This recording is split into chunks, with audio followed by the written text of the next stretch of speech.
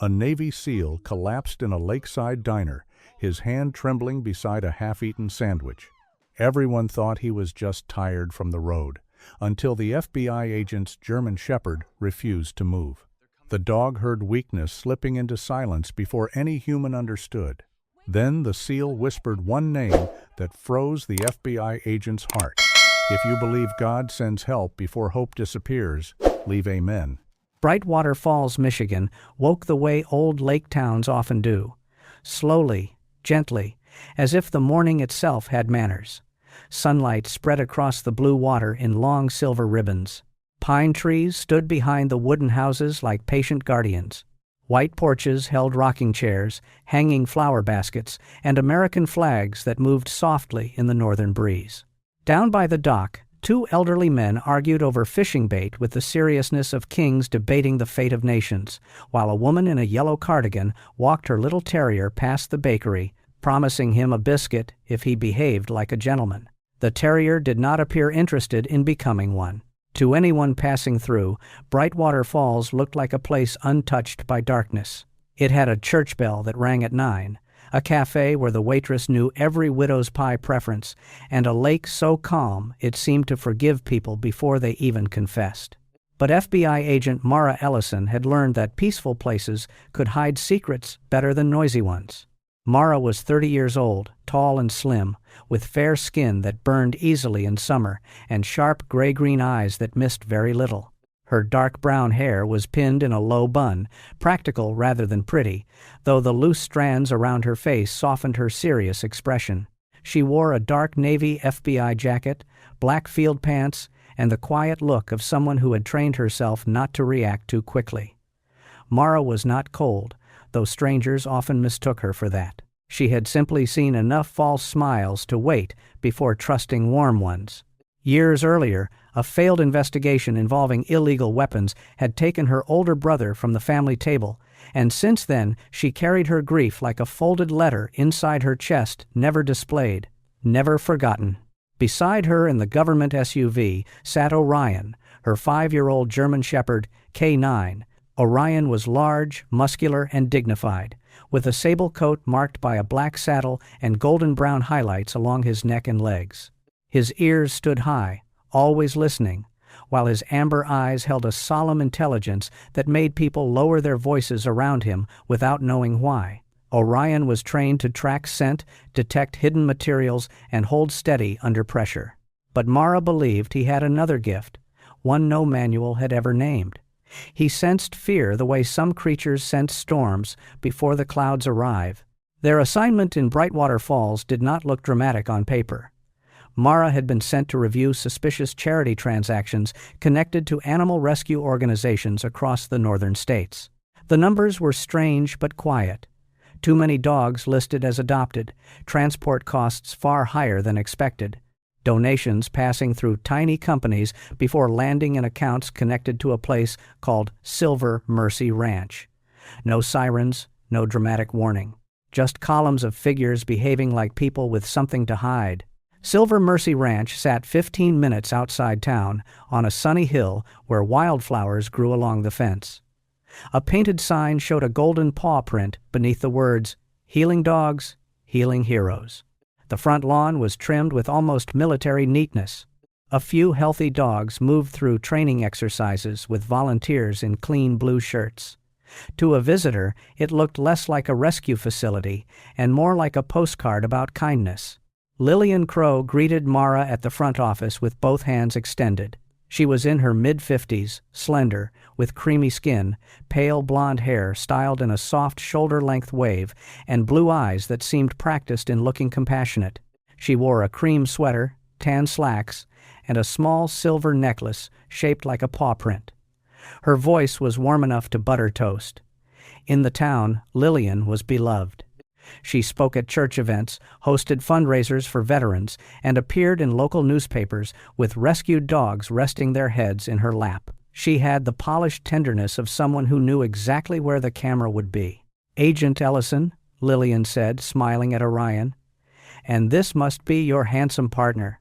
Orion did not wag his tail. He studied her in silence. Mara gave a polite nod. "This is Orion," "Well," Lillian said, with a gentle laugh that floated just a little too long, "we believe dogs understand the soul better than people do."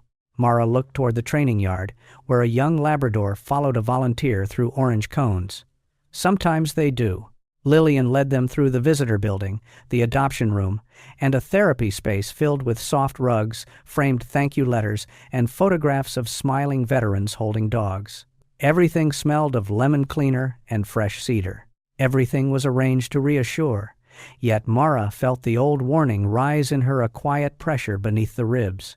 Places that worked too hard to look innocent often feared what silence might reveal. Then Orion stopped. Not slowed, stopped. His claws clicked once against the polished floor, and the small sound cut through Lillian's bright voice like a pebble dropped into a chapel. For one breath, nobody moved. Orion's head turned toward the back window.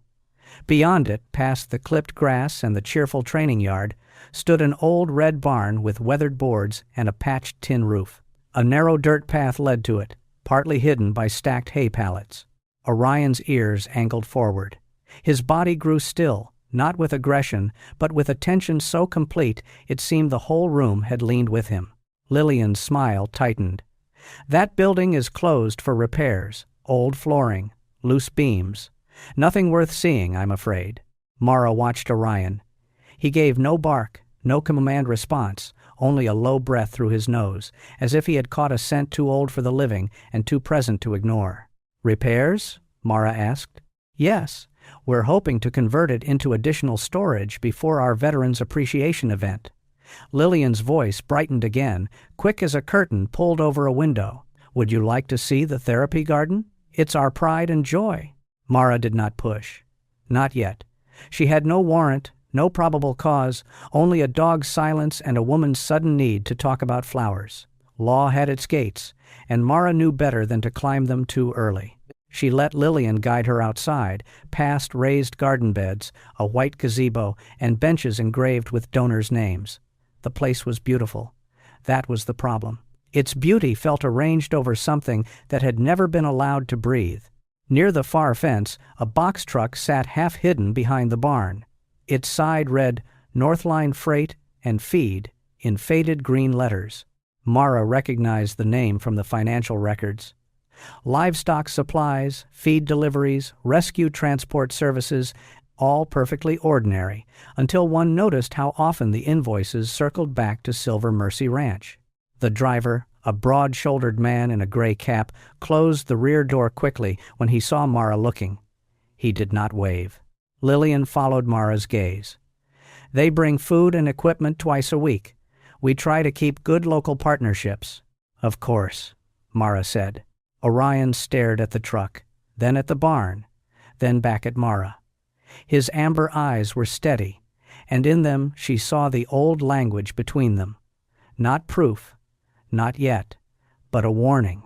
When the visit ended, Lillian walked them to the SUV with graceful concern.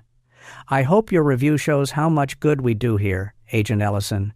These animals deserve second chances, so do people." Mara opened the driver's door. "That is why I'm here." As she was about to step in, Orion turned sharply toward the barn. Mara followed his gaze. In the strip of shadow between the barn wall and a stack of crates stood an old gray pit bull. He was broad-headed but thin through the body, his coat the color of cooled ash. A dull metal tag hung from his collar, marked with a faint number 9. He did not rush forward. He did not bare his teeth. He only stood there, still as a forgotten statue, with tired eyes that seemed to ask a question no human had wanted to answer. A ranch worker crossed the yard, carrying a coil of rope, and the pit bull vanished behind the crates. Mara sat behind the wheel, but she did not start the engine right away. Orion remained turned toward the barn, his ears high, his breathing slow. Brightwater Falls shimmered in the distance, all blue water and pine-scented peace. Yet in Mara's mind, beneath the birdsong and Lillian Crow's honeyed voice, another sound began to form. A faint tremble of metal, far below the sunlight, like iron remembering the hands that had closed it. Mara Ellison did not drive straight back to town after leaving Silver Mercy Ranch. She took the lake road slowly, one hand on the wheel, the other resting near the folder of financial records on the passenger seat. Brightwater Falls still looked harmless in the noon light. The lake glittered beyond the pines, small boats moved like white stitches across the blue, and somewhere near the shore a church bell gave one gentle note, as if reminding the town to remain decent. But Mara's mind stayed behind at the old red barn. With Orion's stillness, Lillian Crow's too quick smile, and the gray pit bull with the number 9 hanging from his collar like a secret that had learned to breathe. She could not return to the barn without a lawful reason. That was the bitter discipline of her work. Instinct might open a door in the heart, but evidence had to open the door in court. So she followed the next thread. Deputy Hannah Vale, the local officer whose name appeared on several ignored complaint logs about trucks moving along the lake road after midnight. Hannah had agreed to meet at Blue Heron Diner, a small roadside restaurant between the ranch and the center of town, where conversations could hide beneath the clatter of coffee cups and the holy music of a pie case being opened. Blue Heron Diner sat beside the lake like a memory from a kinder decade. Its sign showed a painted blue heron standing in reeds, one leg lifted, looking far more dignified than most customers before their second cup of coffee. Inside, red vinyl booths lined the windows. Chrome-edged tables reflected squares of sunlight, and the air smelled of coffee, fried potatoes, and warm apple pie.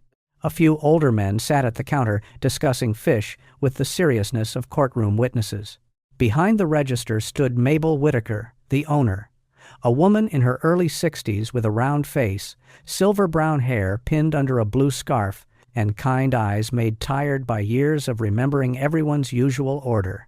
Mabel had the brisk sweetness of a woman who could refill your coffee and correct your grammar in the same breath. "FBI at table 6, she called softly when Mara entered, not with fear, but with the mild excitement of someone whose Tuesday had improved.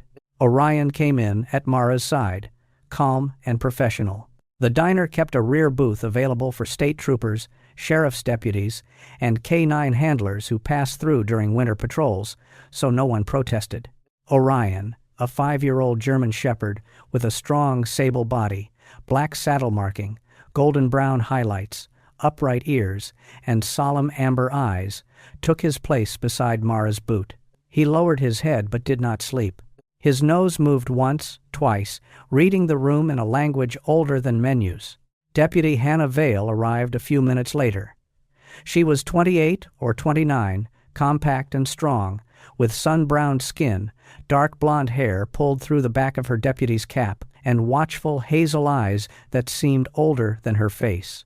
Her uniform was neat, but her hands betrayed tension. She kept rubbing one thumb against the side of her coffee cup. Hannah had grown up in Brightwater Falls, and that made her both useful and afraid. In a town this small, reporting the wrong man could mean seeing his wife at church, his brother at the hardware store, and his name on the donation wall at the firehouse. "I should have sent those truck calls higher," Hannah said, sliding into the booth across from Mara. "But Sheriff Mercer said lake folks hear things. Wind, trailers, teenagers. He said I was making ghosts out of headlights." Mara opened her folder. "How many calls?" 6 in 4 months. Mostly after midnight. Northline trucks on the old lake road. No scheduled deliveries.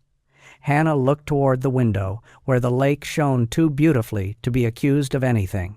One call came from a little girl, Lucy Mae Price. She said she heard dogs under the ground. Mara felt Orion shift against her boot. Before she could ask more, the bell above the door gave a light jingle.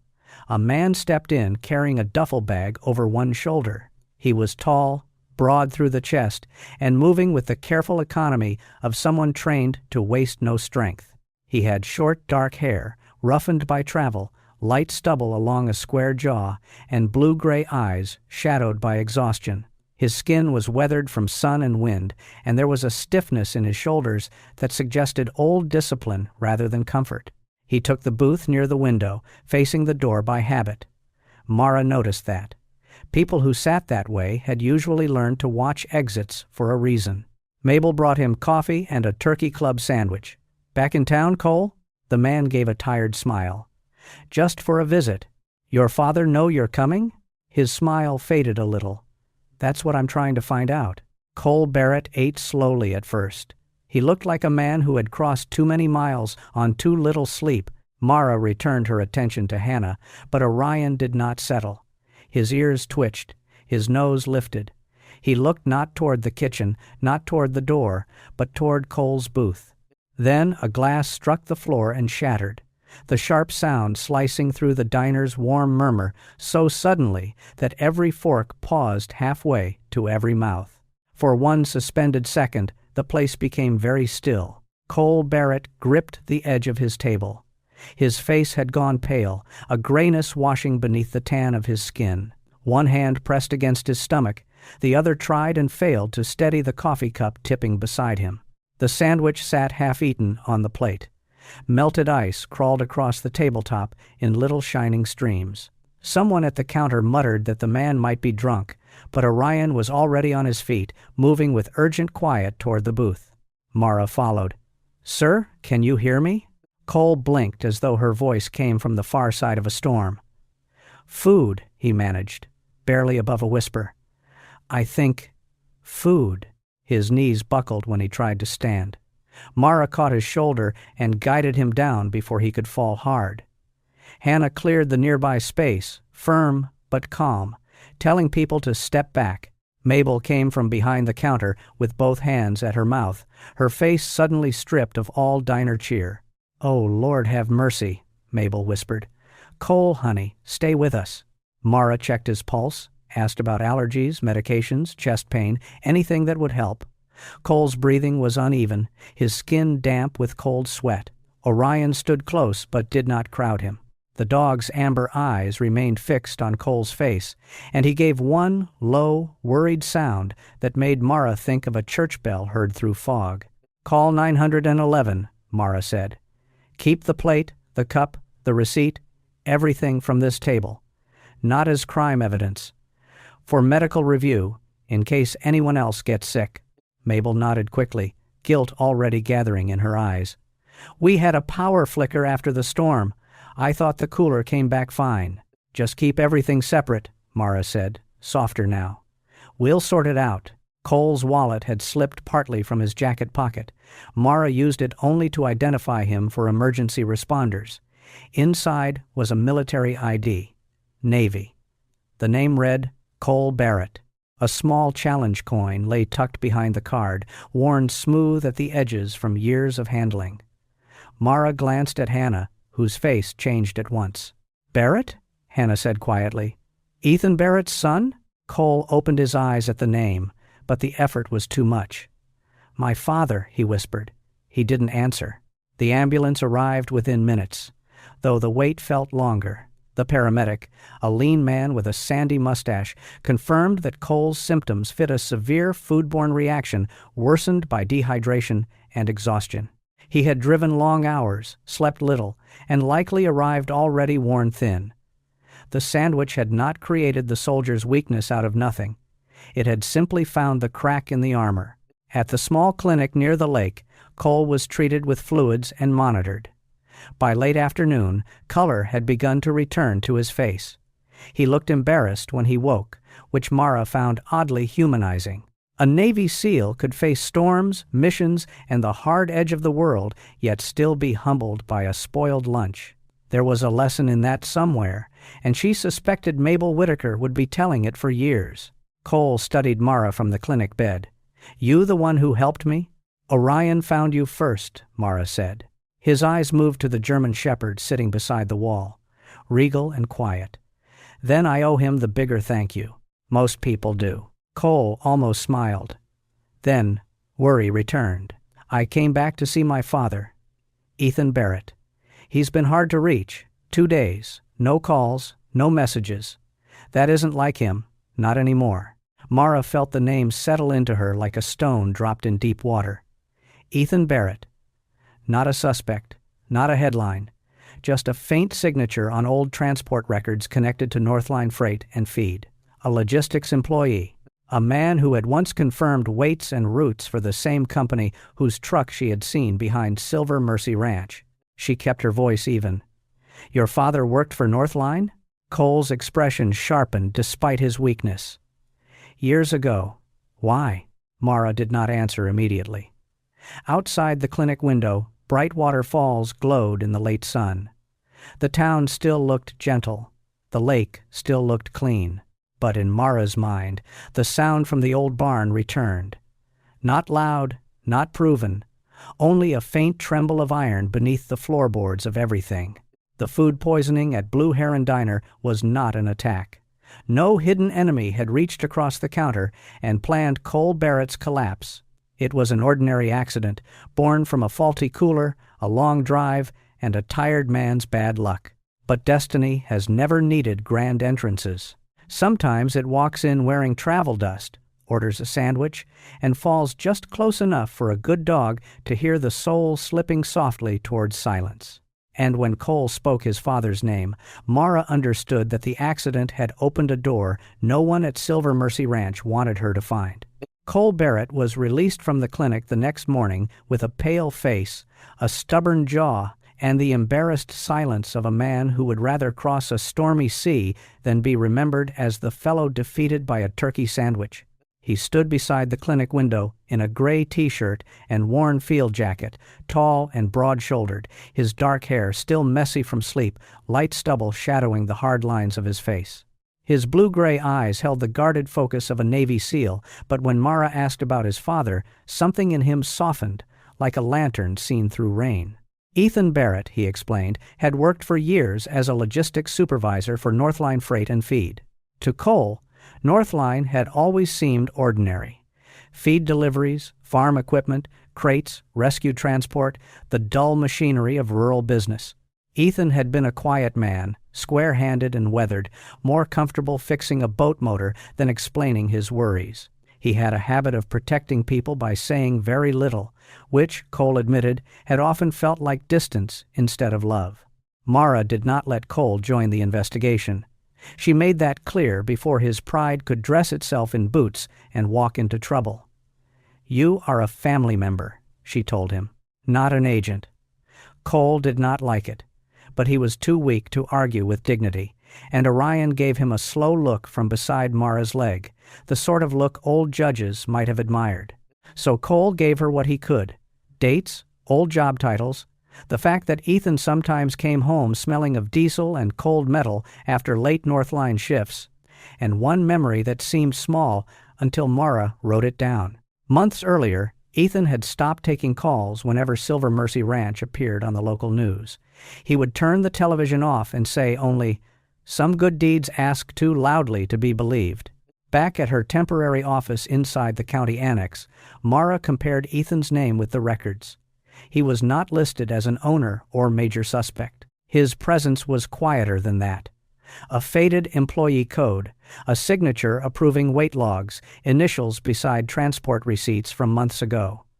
Nothing proved guilt, nothing proved innocence. But the pattern suggested Ethan Barrett had stood close enough to the machinery to hear it grinding. And if he had disappeared after that, Mara could no longer treat his silence as coincidence. Deputy Hannah Vale arrived after lunch, carrying a brown envelope beneath her jacket. In daylight, Hannah looked even younger than she had at Blue Heron Diner, but the careful set of her shoulders told Mara she had learned early that small towns remember disobedience. Her hazel eyes moved once toward the hallway before she placed the envelope on the desk. Inside were complaint reports that had never climbed beyond the sheriff's office.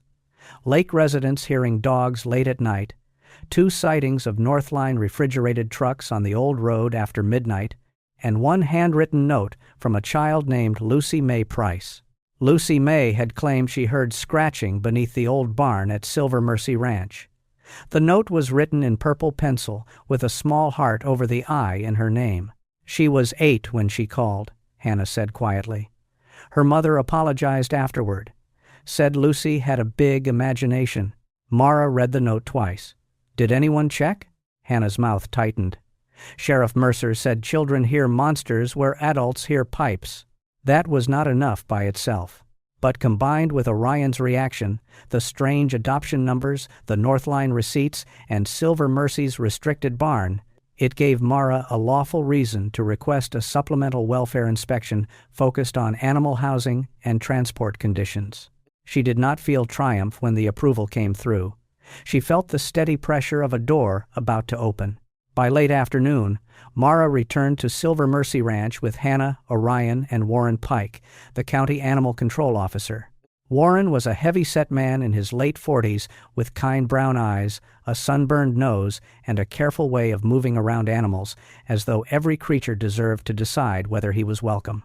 His khaki uniform was clean but worn at the elbows, and he carried no grand authority in his posture, only a clipboard, a flashlight, and the weary patience of a man who had seen too many pets treated like broken furniture.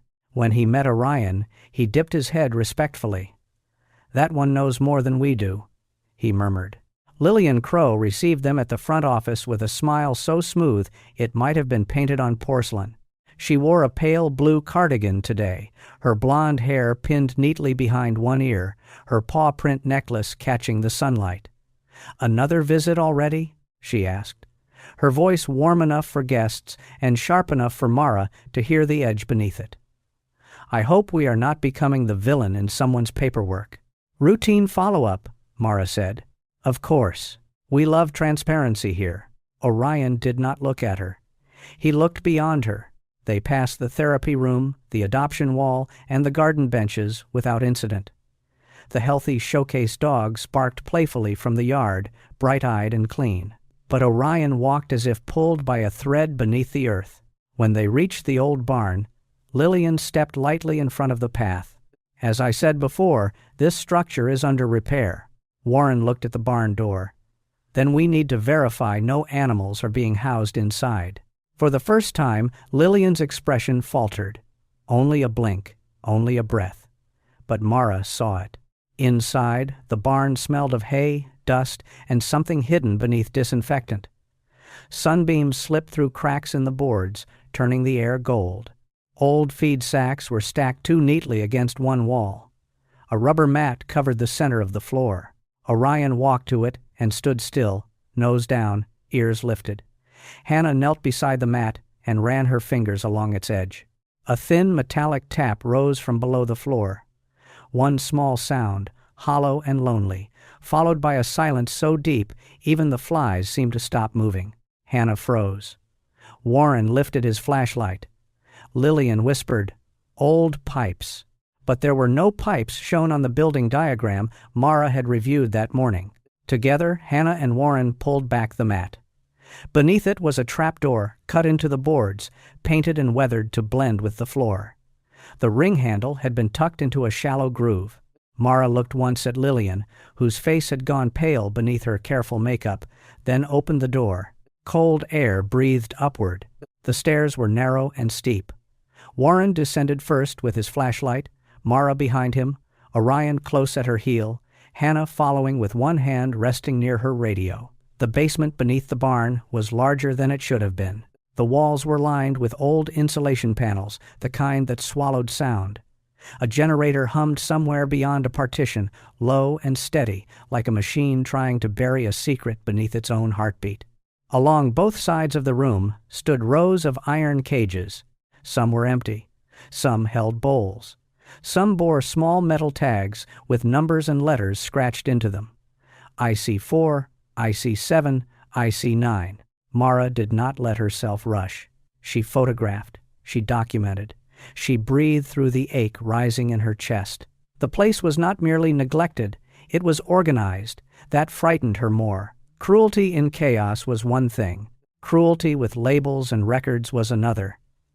It meant someone had made a system out of fear. At the far end of the row stood the gray pit bull from the barnyard shadow. He was older than Mara had first thought, perhaps 8 or 9, with a broad head, ash-colored coat, cloudy gray eyes, and a body held carefully, as if every movement had been negotiated with memory. A dull tag hung from his collar. No. 9. On a clipboard near the wall, Mara found his file. Name, Atlas. Status, transferred. Date, 4 months ago. But Atlas was here. He did not lunge. He did not bare his teeth.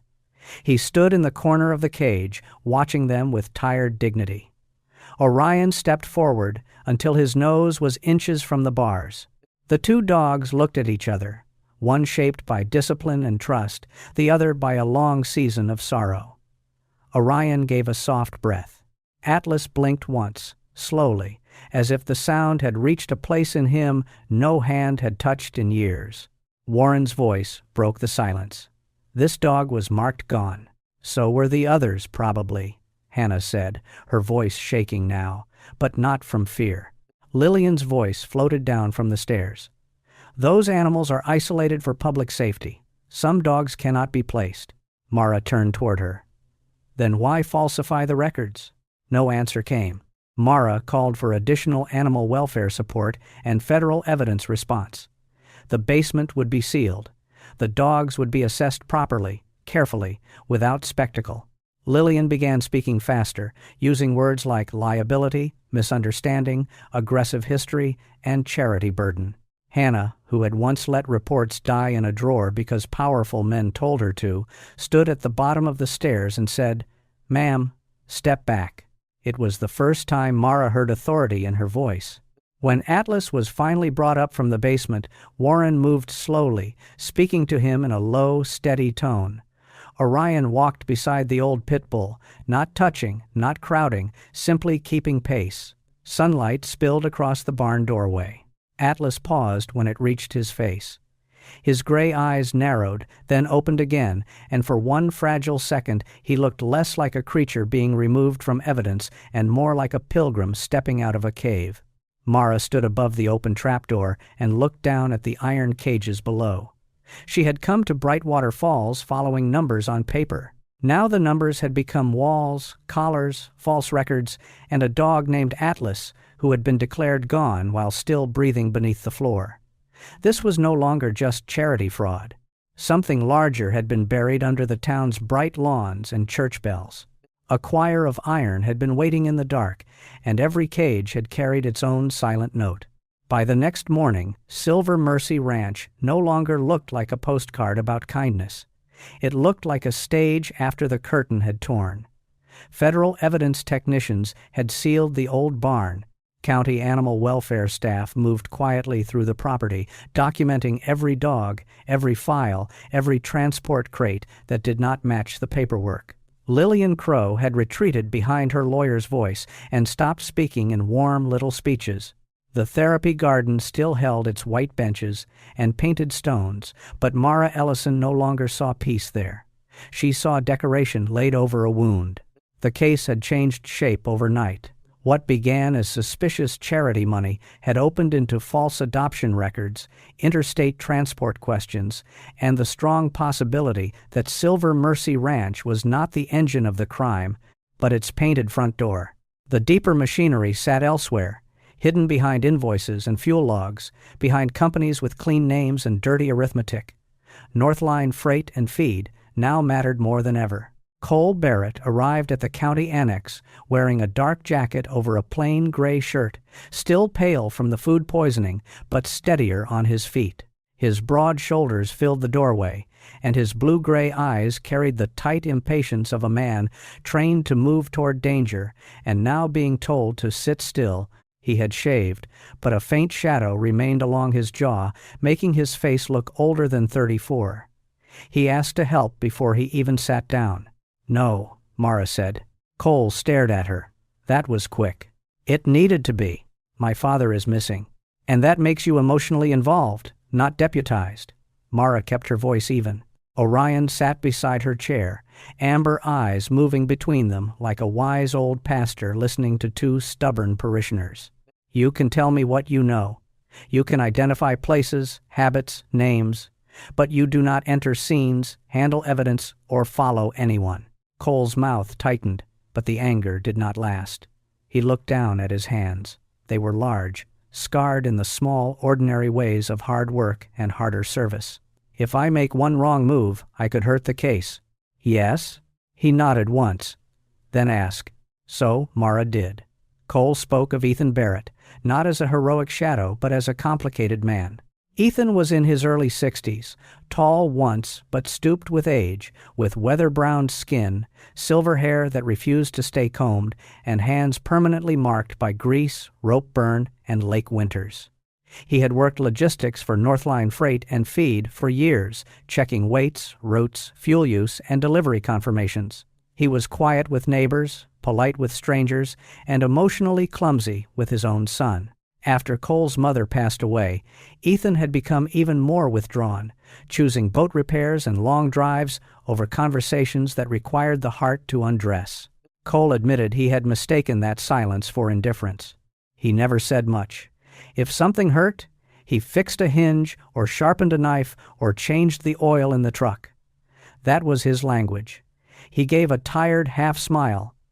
Not exactly poetry. Sometimes love wears work gloves, Mara said.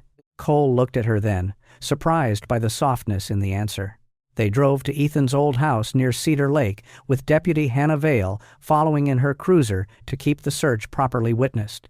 The house sat behind a stand of pine and birch, a modest single-story place with cedar siding, a slanted roof, and a screened porch facing the water. It looked lonely without looking abandoned. Fishing rods leaned in one corner. A cracked clay pot held dead marigolds. Wind moved across the lake and made the porch screen hum like an old man trying to remember a song. Inside, the rooms were spare and orderly. Ethan had lived like a man who owned little but maintained everything. A mug sat upside down by the sink. A framed photograph of Cole in dress uniform stood beside a faded picture of a younger Ethan and a smiling woman with auburn hair and soft brown eyes. Cole's mother, Mara, guessed. In the garage, the smell changed. Oil, sawdust, old paper, dog food, lake mud. Orion lifted his head and moved toward the back wall. The German Shepherd stopped beside a workbench, scarred by years of tools. Beneath it, the floorboards looked ordinary, but Orion lowered one paw and tapped twice. Hannah crouched, ran her fingers along a seam, and found 2 screws newer than the rest. Cole fetched a screwdriver without being asked. His hands shook only once. When the board came loose, a dry whisper of paper rose from the dark gap beneath it, carrying the smell of dust, diesel, and cedar shavings, as if Ethan Barrett had hidden his fear underground and waited for someone loyal enough to hear it breathe. Inside the cavity was a flat metal box. Mara photographed it before touching anything. Hannah documented the removal. Cole stood back, jaw locked, while Mara opened the lid. Inside were notebooks, folded invoices, a hand-drawn map of lake roads, copies of weight logs, and several small photographs of Northline trucks parked near Silver Mercy Ranch after midnight. On the first notebook page, written in Ethan's square, careful handwriting, were 3 repeated marks. IC9, Iron Choir, no, 9. Cole leaned closer. Iron Choir? Mara turned a page. Ethan had explained it in fragments. The phrase was not an official name. It was his private warning, his way of labeling shipments that used modified rescue cages. Some crates were ordinary. Others had false bottoms. Their listed weight never matched their actual weight. The metal frames rattled on rough roads even when no dogs were inside. Ethan had written, "When the trucks pass the lake, the empty cages still sing. God forgive me, I heard them too late." Cole stepped back as if struck by memory rather than sound. His face lost its soldier hardness for one unguarded moment. "He knew," he whispered, and he was alone with it. The invoices led to companies Mara had seen in the financial maze. Small charities, feed suppliers, transport brokers, shell businesses registered out of state. One name appeared indirectly through ownership layers and donor records, Calder Voss. In Brightwater Falls, Calder was almost royalty. He funded the library roof, donated new equipment to the volunteer fire department, and appeared every Memorial Day in a dark suit with a flag pin and a hand pressed solemnly over his heart. Publicly, he was a benefactor. Privately, Ethan's notes placed his companies behind routes that did not make sense and payments that made too much sense. By evening, Mara had gathered 3 additional witnesses at the county annex. Dr. Samuel Reed arrived first, a veterinarian in his late 60s with a narrow frame, white hair combed straight back, and gentle hands that trembled slightly from age but steadied whenever he touched an animal. His eyes were pale blue and sorrowful. He admitted he had long suspected Silver Mercy's records were too clean. Dogs listed as rehabilitated often showed deep fear responses to trucks, crates, or sudden metal sounds. He had filed concerns, but lacked enough proof to break through the ranch's reputation. Mrs. Evelyn Pike came next, a widowed veteran's wife in her 70s, short and soft-spoken, with warm brown skin, silver curls, and a lavender coat buttoned carefully to the neck. Her late husband had received a therapy dog through Silver Mercy, and she had believed the ranch was a blessing. Learning the paperwork might be false left her visibly wounded, not because she had been fooled, but because kindness itself had been used as bait. Last came Iris Nolan, a local reporter in her early 30s, tall and angular, with copper-red hair, freckles across her nose, and the quick, restless eyes of someone used to being dismissed before she finished a sentence. She worked for the Brightwater Ledger and carried a satchel full of photographs, Northline trucks by the lake, late-night fuel receipts, and one blurry image of Sheriff Dale Mercer speaking with a Northline driver behind the diner. Hannah saw the photo and went very still. "My sheriff told me to drop every truck complaint," she said. Later that night, Hannah received a call. Mara watched the deputy's face change as Sheriff Mercer's voice crackled through the phone, loud enough to hear the shape, if not every word. "Stop helping the FBI. Stay out of Northline business. Think about your future." Hannah ended the call with a hand that shook, then placed the phone on the table like it had become something unclean. The warning had done what warnings often do. It revealed the frightened man behind the curtain. Mara, Cole, Hannah, and Orion returned to Ethan's porch near sunset to secure the house before leaving. Mist had begun to gather over Cedar Lake, turning the road silver. Orion stood suddenly, body rigid, a low growl rising from his chest. A Northline truck rolled past the far end of the road without headlights for several seconds before they flicked on. On the rear panel, half hidden beneath road dust, Mara saw the marking from Ethan's notes. IC9. Cole gripped his father's notebook until his knuckles went pale. For years, he had thought Ethan Barrett was simply distant, a man who had stepped back from family and chosen silence over love. Now he saw another possibility. His father had been standing before an iron door, holding it shut with bare hands, leaving behind invoices and notes because those were the only prayers he knew how to write. And as the truck vanished between the pines, that door began to open for all of them. By the time dawn came, Brightwater Falls had split into two towns. One still smelled of lake mist, coffee, and pine needles. The other smelled of suspicion. Lillian Crow appeared on the local morning broadcast wearing a soft gray blouse and the trembling expression of a woman practiced in looking wounded.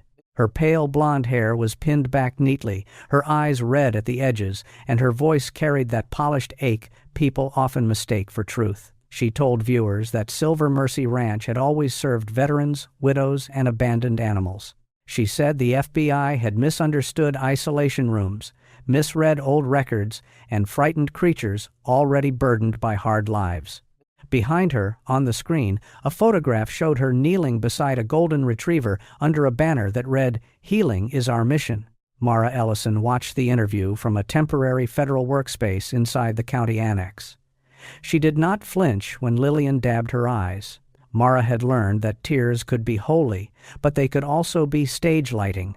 Orion lay beside her chair, his sable body still, amber eyes half open, listening to human voices twist themselves into ribbons. On the table before Mara sat Ethan Barrett's notebook, Hannah Vale's report copies, Dr.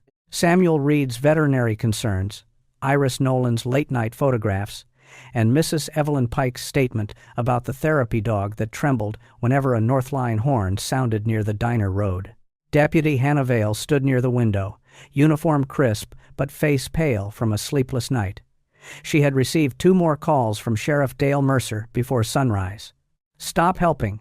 Think about your pension. Think about your mother's house." Hannah had not answered the last one. She was compact and strong, but fear had found the soft places in her, as it does in all honest people before courage wakes up. "Half the town believes Lillian," she said. "Half the town believed the sign out front," Mara replied. "That is what signs are for. Cole Barrett sat across the room, not as an investigator, but as a source and a son waiting for the world to reveal whether his father was a coward, a witness, or something in between. He wore a navy field jacket over a black shirt. His rugged face still thinner than it should have been after the food poisoning, his jaw rough with stubble. His blue-gray eyes kept returning to Ethan's notebook. Whenever someone said Northline, his right hand curled once, then opened, as if remembering orders he was not allowed to follow. The next pieces came in quietly. Dr.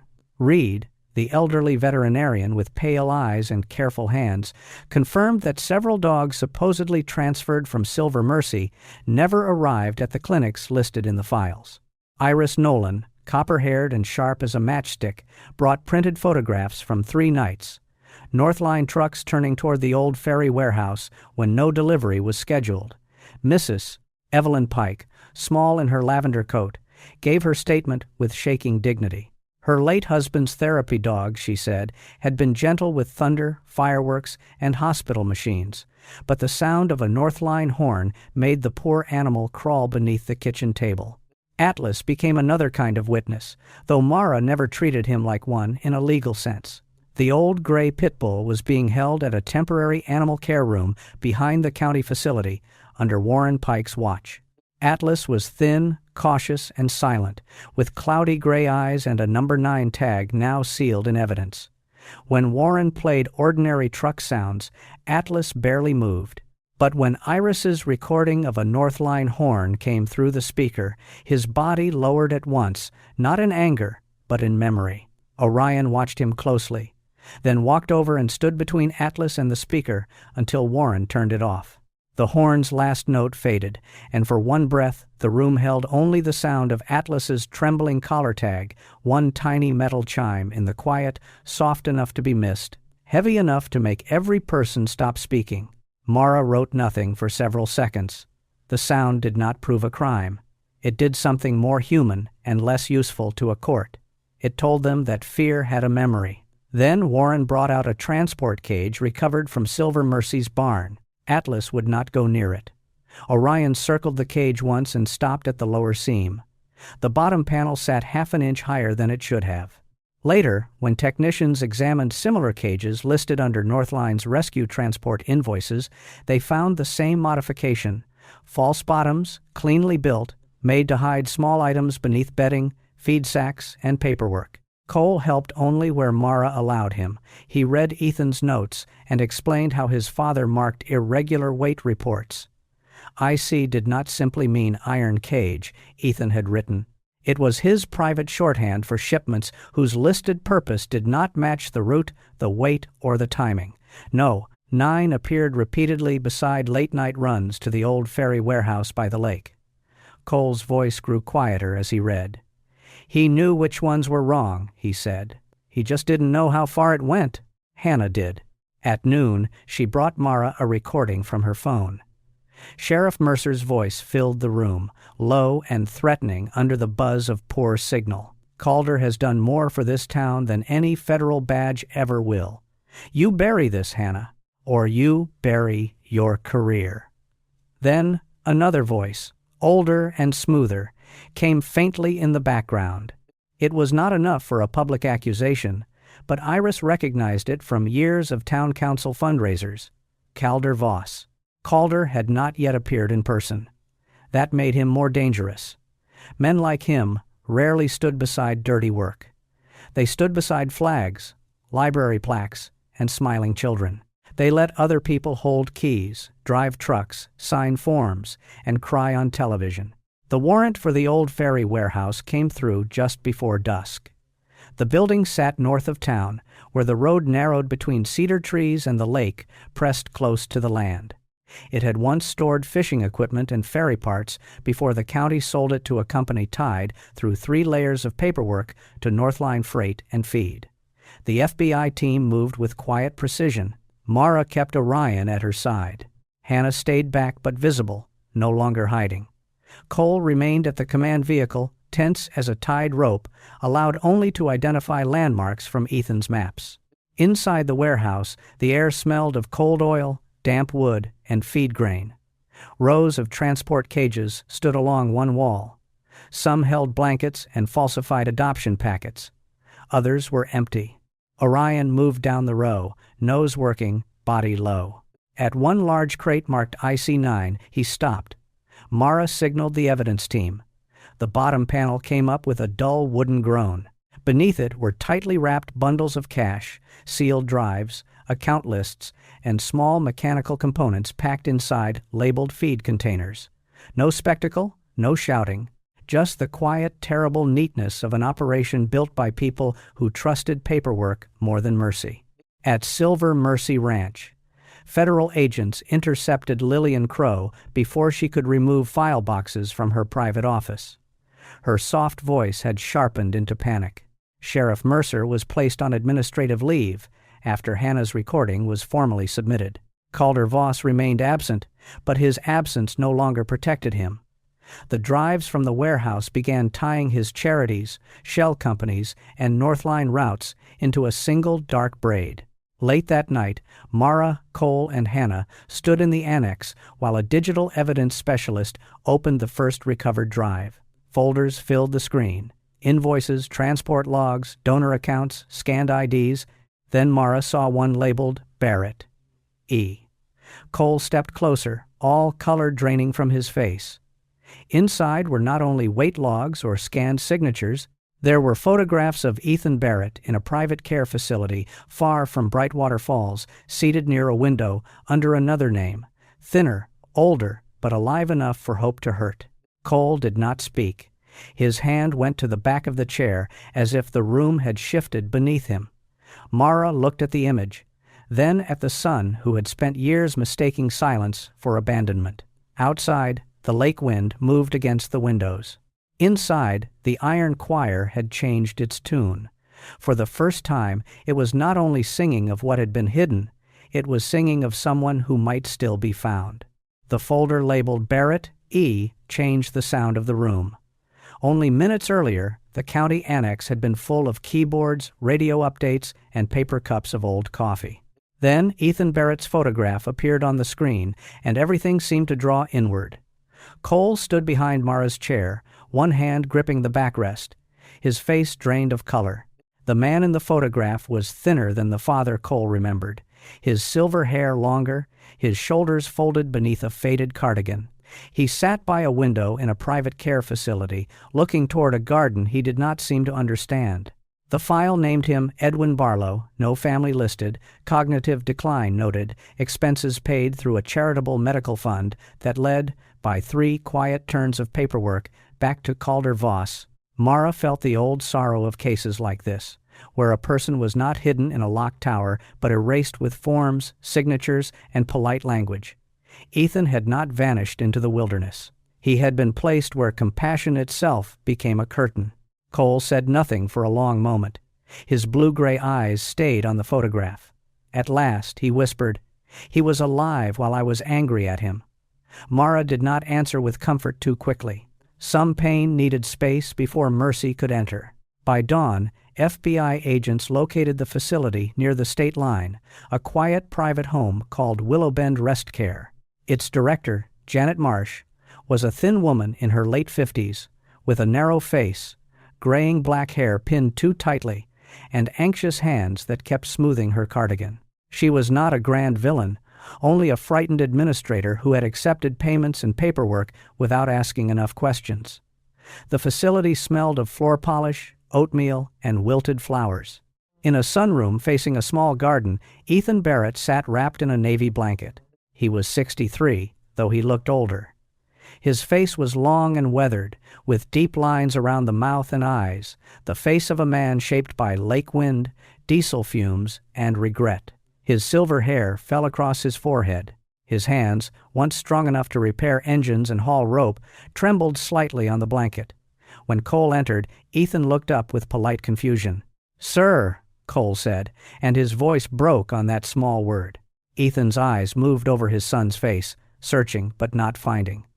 Cole knelt beside the chair and took out the old Navy challenge coin he had carried since his first deployment. The coin had belonged to Ethan once, passed down awkwardly at a bus station years earlier when neither father nor son knew how to say what mattered. Cole placed it in Ethan's palm. The coin gave a soft click against Ethan's wedding ring, and that tiny sound made the old man's cloudy eyes suddenly sharpen, as if memory had struck a match in a dark chapel. Ethan's thumb moved over the worn edge, his lips parted. "Cole?" The name was barely a breath, but it remade the room. Cole bowed his head over his father's hand. He did not weep loudly.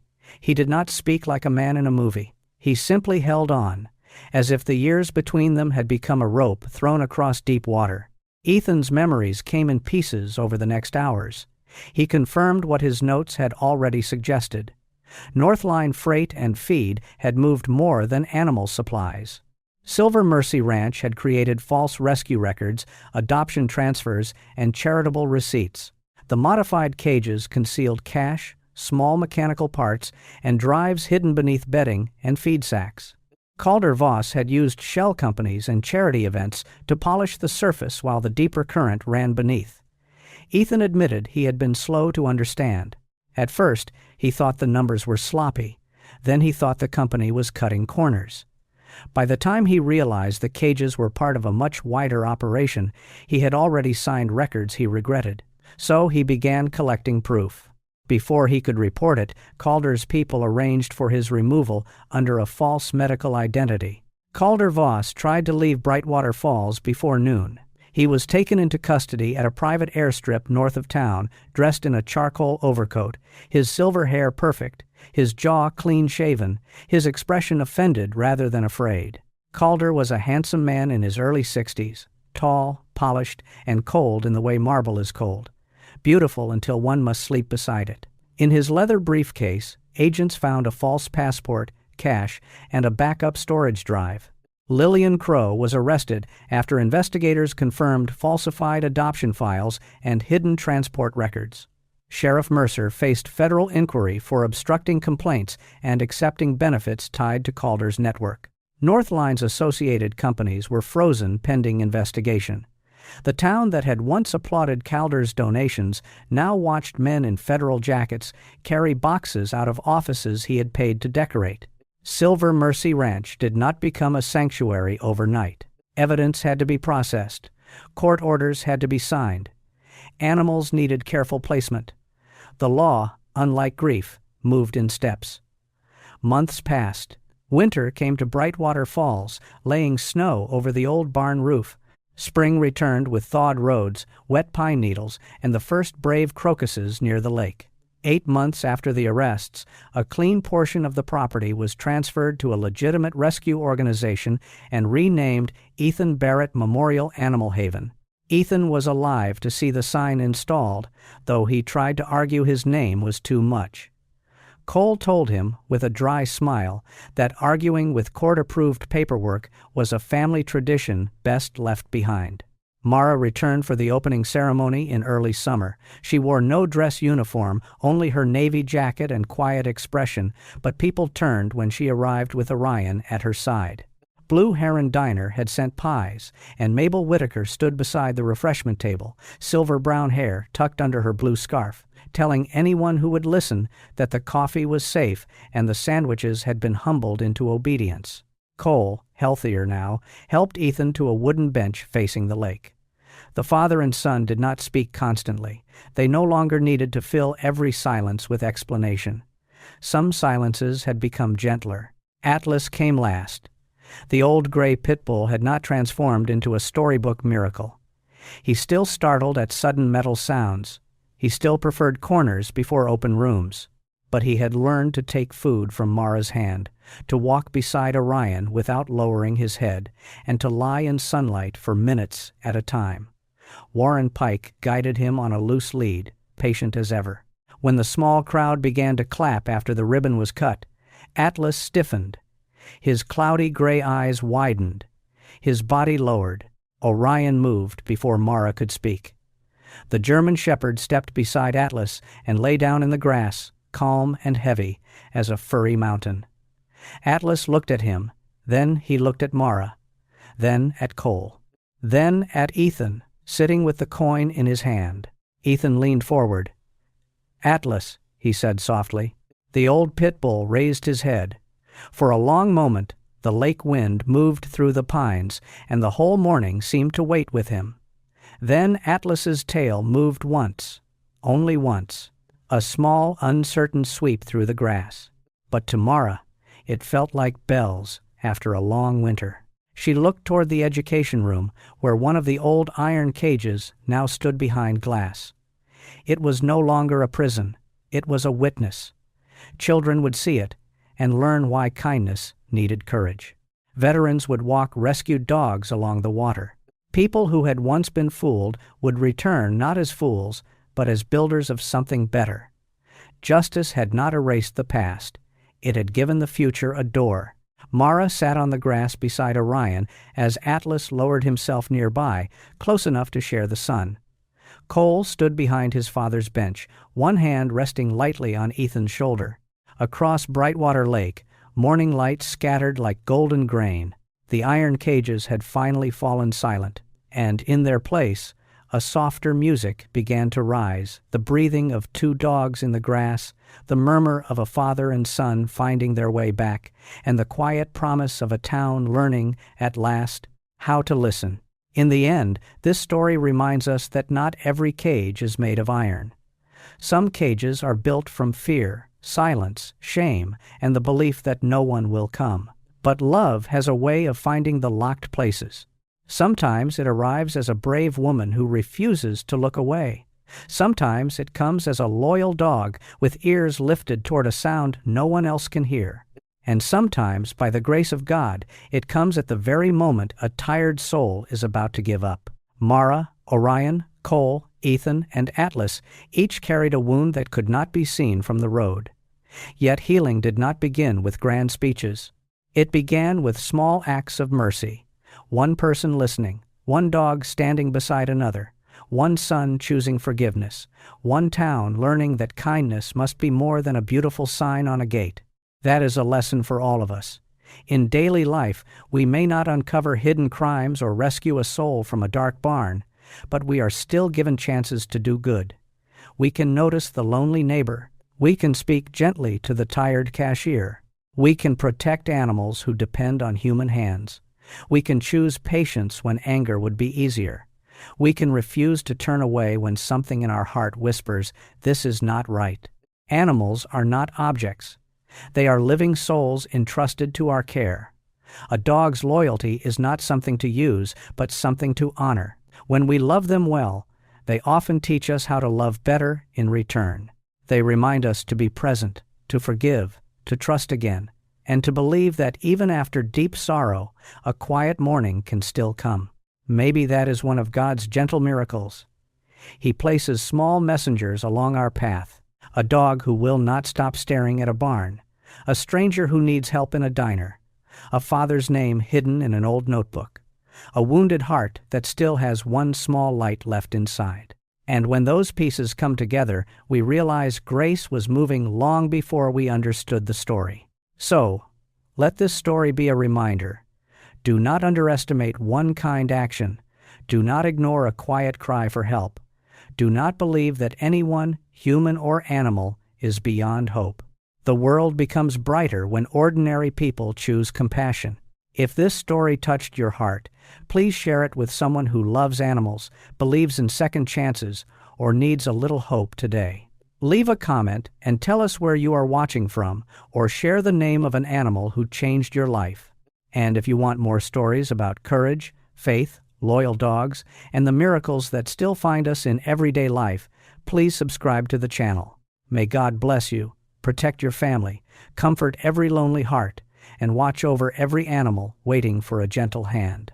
May your home be filled with peace, your days with kindness, and your path with the quiet miracles only heaven can send.